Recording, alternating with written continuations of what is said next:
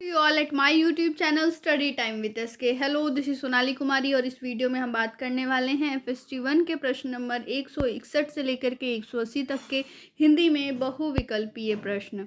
बात करेंगे प्रश्न नंबर 161 की। यह है, सूर्य अपने अक्ष पर घूमता है या किसने पहचाना। सबसे पहले इस चीज़ को किसने नोटिस किया कि जो सूर्य है वो अपने अक्ष पर घूमता है। अक्ष का जो अंग्रेजी में मतलब होता है वो एक्सिस होता है, ठीक है ना। तो इस चीज़ को किसने सबसे पहले पहचाना है कि सूर्य जो है वो अपने एक्सिस पर घूमता है। आपके पास यहाँ पर विकल्प है क कोपर्निकस, ख पीएन बोस, ग गैलीलियो और घ है सीवी रमन। और इसके लिए जो सही विकल्प होगा वो हो जाएगा विकल्प ग गैलीलियो। सबसे पहले गैलीलियो ने ही इस चीज़ को नोटिस किया था, पहचाना था कि सूर्य अपने अक्ष पर घूमता है। प्रश्न नंबर 162 है, सूर्य कितने दिनों में एक बार अपने अक्ष पर घूमता है। आपको दिन बताना है कि कितने दिनों में घूमता है। आपके पास विकल्प है क 25, ख 14, ग 12 और घ है 16। और इसके लिए जो सही विकल्प होगा वो विकल्प क हो जाएगा। 25 दिनों में सूर्य जो है वो एक बार अपने एक्सिस पर, अक्ष पर घूमता है। प्रश्न नंबर 163 है, सूर्य की सतह पर काले धब्बे को कहते हैं। काले धब्बे को क्या कहते हैं ये आपको बताना है। जो सूर्य का सतह है उस पर काले धब्बे हैं, इसे आप क्या कहेंगे। आपके पास यहाँ पर विकल्प है क सूर्य टीका, ख सूर्य कलंक, ग सूर्य ग्रहण और घ है सभी। और इसके लिए जो सही विकल्प होगा वो विकल्प ख हो जाएगा। यह है सूर्य कलंक। सूर्य कलंक जो है कहा जाता है सूर्य की सतह पर जो काले धब्बे होते हैं। एक चीज़ का आप याद रखिएगा कि सूर्य कलंक पे जो गैस होती हैं वो सतह से 1000 डिग्री सेल्सियस कम गर्म होती हैं, यानी कि 1000 डिग्री सेल्सियस तक ठंडी होती हैं। अगर हम बात करें कि सूर्य का जो सतह है जिसे हम देख पाते हैं, उस सतह की जो तापमान है वो 6000 डिग्री सेल्सियस है। मान लें कि अगर 6000 डिग्री सेल्सियस है तो जो कलंक होगा, सूर्य कलंक, जिसे अंग्रेजी में सनस्पॉट कहा जाता है, उसका टेम्परेचर फिर 5000 डिग्री सेल्सियस ही होगा। इस चीज़ को आप याद रखिएगा। आगे बढ़ते हैं प्रश्न नंबर 164 की तरफ। ये है, सूर्य कलंक की संख्या कितने साल में बढ़ती व घटती है। आपको यहाँ पर बताना है कि जो सनस्पॉट्स होते हैं उसकी जो संख्या है वो कितने साल में कम या ज़्यादा होती है। आपके पास विकल्प है क 25, ख 14, ग 11 और घ है 16। और इसके लिए जो सही विकल्प होगा वो हो जाएगा विकल्प ग 11 वर्ष। 165 नंबर का प्रश्न आपके स्क्रीन पर है, सूर्य की जिस सतह को हम देख पाते हैं उस सतह को क्या कहते हैं। आपको पता है कि अभी हमने सूर्य की जिस सतह को हम देख पाते हैं उसके तापमान की बात की कि उसका तापमान 6000 डिग्री सेल्सियस होता है। अब आपको बताना है कि उस सतह को हम क्या कहते हैं। आपके पास यहाँ पर विकल्प है क प्रकाश मंडल, ख प्रभा मंडल, ग सूर्य प्रभा और घ है सौर प्रज्वल।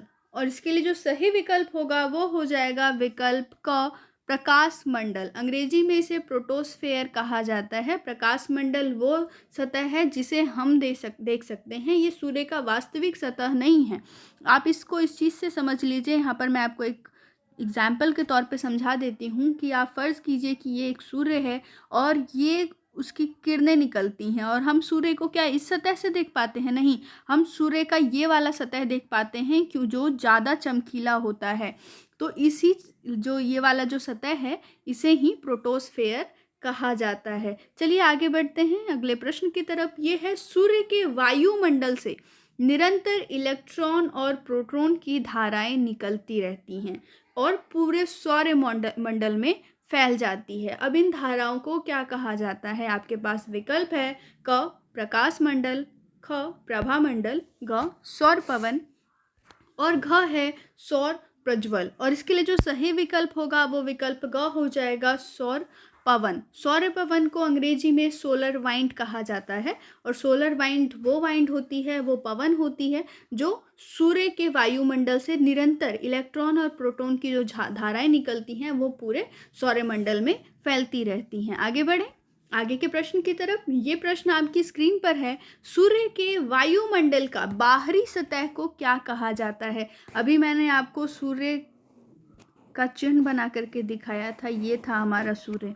अब सतह की बात की जा रही है, बाहरी सतह की, जो उसका वास्तविक सतह है, यानी कि इस सतह की यहाँ पर बात हो रही है। तो इस सतह को क्या कहा जाता है ये आपको बताना है। आपके पास यहाँ पर विकल्प आपकी स्क्रीन पर, और इसके लिए जो सही विकल्प होगा वो हो जाएगा विकल्प का प्रभामंडल। प्रभामंडल को अंग्रेजी में कोरोना कहा जाता है, ठीक है। और कोरोना कब दिखाई देता है, ये सतह हमें तब दिखाई देता है जब पूर्ण सूर्य ग्रहण लगा हो, तभी आप सूर्य के वास्तविक बाहरी सतह को देख सकते हैं, सूर्य के वायुमंडल की बाहरी सतह को देख सकते हैं। प्रश्न नंबर 165 और 167 दोनों ही प्रश्न डिफरेंट हैं, आप उन्हें ध्यान से पढ़िएगा और ध्यान से समझ लीजिएगा।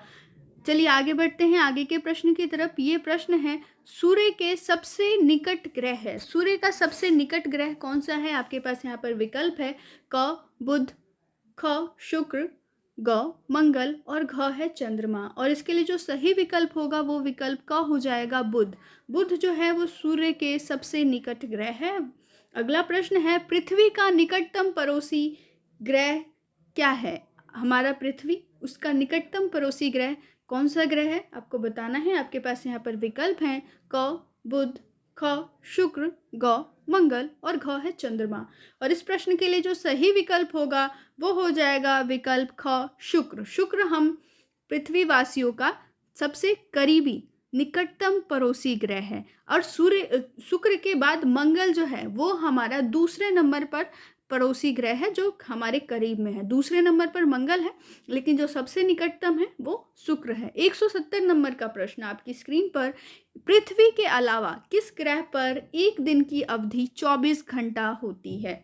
आपको बताना है पृथ्वी के अलावा उस और ग्रह का नाम जिसका जो अवधि है दिन का, एक दिन का, वो 24 घंटे का होता है। जैसे हमारी पृथ्वी पर एक दिन कहा जाता है जिसके अंदर रात भी होती है और दिन भी होता है, 12 घंटे की रात, 12 घंटे का दिन, अगर इस तरीके से देखा जाए तो उसी प्रकार से आपको उस ग्रह का भी नाम बताना है। आपके पास यहाँ पर विकल्प हैं आपकी स्क्रीन पर, और जो सही विकल्प है वो हो जाएगा विकल्प ग मंगल। मंगल ग्रह जो है उस पर भी 24 घंटे का एक दिन और रात होता है।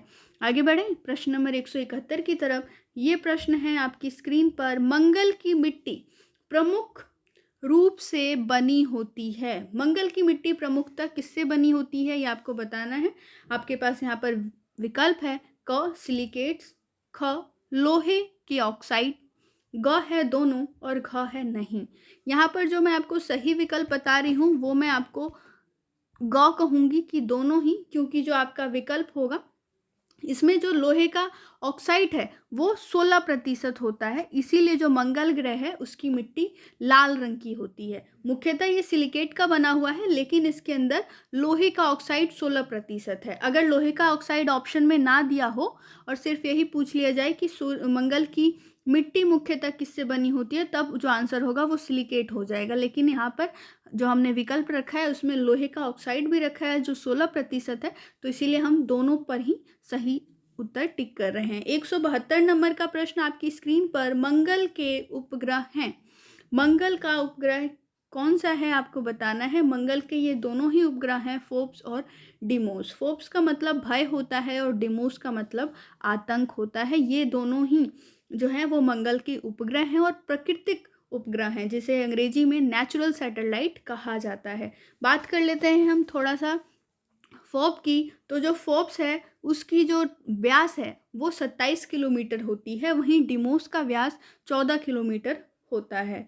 173 नंबर का प्रश्न, ग्राहिका पट्टी किन दो ग्रहों के बीच है? ग्राहिका पट्टी किन दो ग्रहों के बीच से गुजरती है ये आपको बताना है। आपके पास यहाँ पर विकल्प है, यहाँ पर जो बीच कहा गया है ना वो इसके ऑर्बिट की बात कही गई है, कक्षा की बात कही गई है। आपके पास यहाँ पर विकल्प है क बुध व शुक्र, ख मंगल और बृहस्पति, ग मंगल व बुध और घ है कोई नहीं। और इस प्रश्न के लिए जो सही उत्तर होगा वो विकल्प ख हो जाएगा, मंगल और बृहस्पति के बीच में, बृहस्पति की कक्षाओं के बीच में जो है वो ग्राहिका पट्टी है। आपको बता देते हैं कि दोनों ही ग्रहों के कक्षा की जो दूरी है, बीच में जितनी इनकी स्पेस है वो है 55 करोड़ किलोमीटर। यानी कि आप ये मान लीजिए कि ये मंगल का ऑर्बिट है, मंगल की कक्षा है, और ये बृहस्पति की कक्षा है। तो इन दोनों के बीच में जो ये जगह है ना, ये 55 करोड़ किलोमीटर का है, ठीक है। जिसके बीच में ग्राहिका पट्टियां हैं। और ये ग्राहिका पट्टी जो है उसके अंदर छोटे से लेकर के बहुत बड़े बड़े, और छोटे बात करें तो हम जो धूल होती है उसके कण के बराबर की भी ग्राहिकाएं हैं। आगे बढ़ेंगे अगले प्रश्न की तरफ। ये प्रश्न है, सबसे पहली ग्राहिका की खोज सन 1801 में किसने की? सबसे पहली ग्राहिका की खोज किसने की है? और ये खोज हुई थी 1801 में। आपको उनका नाम बताना है। सही विकल्प हो जाएगा विकल्प क, जिसेपी पियाजी। जिसेपी पियाजी ने सबसे पहले ग्राहिका का खोज किया था और उस ग्राहिका का नाम इन्होंने दिया था सिरिस। ये भी पूछा जा सकता है कि जिसेपी पियाजी ने 1801 में सबसे पहले किस ग्राहिका की खोज की थी, और वहां पर जो सही उत्तर होगा वो सिरिस हो जाएगा। सिरिस इस प्रकार लिखते हैं। ठीक है, आगे बढ़े। अगला प्रश्न है 175 नंबर का। ये है, सौरमंडल का सबसे बड़ा ग्रह है। सबसे बड़ा ग्रह कौन सा है सौरमंडल का? बृहस्पति सही उत्तर हो जाएगा विकल्प ग। आगे बढ़ें आगे के प्रश्नों की तरफ। अगला प्रश्न आपकी स्क्रीन पर 176 नंबर का प्रश्न है, बृहस्पति के उपग्रह हैं। बृहस्पति के उपग्रह कौन से हैं आपको बताना है। आपके पास यहाँ पर विकल्प है क आयो, यूरोपा, ख गैनीमीड, ग कैलिस्टो, और घ है सभी। और इसके लिए जो सही विकल्प होगा वो विकल्प घ हो जाएगा सभी। ये चारों ही बृहस्पति के बड़े ग्रह हैं। अभी माना जाता है कि बृहस्पति पे 16 ग्रह मौजूद हैं। कितने ग्रह हैं? 16, जिसमें से 4 जो हैं वो बड़े ग्रह हैं, और उन बड़े ग्रहों का नाम है आयो, यूरोपा, गैनीमीड और कैलिस्टो। याद करने का हमने एक छोटा सा ट्रिक बनाया है, वो मैं आपको बता देती हूँ। जो साउथ इंडिया है वहाँ पर आयो शब्द का यूज़ किया जाता है, अयो इस तरीके से। ठीक है ना, तो इस पे हमने एक ट्रिक बनाया है, अयो यूरोपा ज्ञान मत दे क्लास जूम पर है। जुपिटर को हिंदी में बृहस्पति कहा जाता है। आप इस तरीके से याद कर लीजिए, अयो यूरोपा ज्ञान मत दे क्लास जूम पर है। ठीक है, इस तरीके से आप याद कर सकते हो कि ये बृहस्पति के उपग्रह हैं। आगे बढ़ेंगे हम। 177 नंबर का प्रश्न है, वलयों से घिरा ग्रह है, यानी कि रिंग से घिरा हुआ ग्रह कौन सा है, जिसे रिंग्ड प्लैनेट भी कहा जाता है। आपको उस प्लैनेट का नाम बताना है, उस ग्रह का नाम बताना है। यहाँ पर आपके पास विकल्प है क शनि, ख यम, ग शुक्र और घ है सभी। 177 नंबर का प्रश्न है, और इसके लिए जो सही विकल्प होगा वो हो जाएगा विकल्प क शनि। शनि जो है वो वलयों से घिरा हुआ ग्रह है, और ये दूसरा सबसे बड़ा ग्रह है। चलिए 178 नंबर का प्रश्न है, सौरमंडल में क्रमगत छठा व वजन में भारी दूसरा ग्रह है। क्रमगत यानी कि सूर्य से, अगर हम सूर्य के बाद के क्रमों की बात करें तो उसमें इसकी जो संख्या है वो छठे नंबर पे है, और ये वजन में दूसरे नंबर पर भारी ग्रह है। आपको इस ग्रह का नाम बताना है। आपके पास यहाँ पर विकल्प है क यम और शुक्र, ख शनि, ग बृहस्पति शनि और घ है मंगल शुक्र। और इस प्रश्न के लिए जो सही विकल्प होगा वो विकल्प हो जाएगा ख। शनि जो है वो क्रमगत छठे नंबर पर सौरमंडल में आता है, और वजन में बात करें तो ये दूसरे नंबर पर आता है। सबसे ज़्यादा वजन में जो प्लैनेट है, जो ग्रह है, वो जुपिटर है, जिसे हिंदी में बृहस्पति के नाम से जानते हैं। अगला प्रश्न है, शनि का प्रमुख उपग्रह है। शनि का प्रमुख उपग्रह कौन सा है ये आपको बताना है। आपके पास यहाँ पर विकल्प हैं आपकी स्क्रीन पर, और जो सही विकल्प है वो टाइटन हो जाएगा। जो टाइटन है वो शनि का प्रमुख उपग्रह है। आगे बढ़ें आगे के प्रश्न की तरफ। अगला प्रश्न आज की वीडियो का आखिरी प्रश्न है, 180 नंबर का प्रश्न।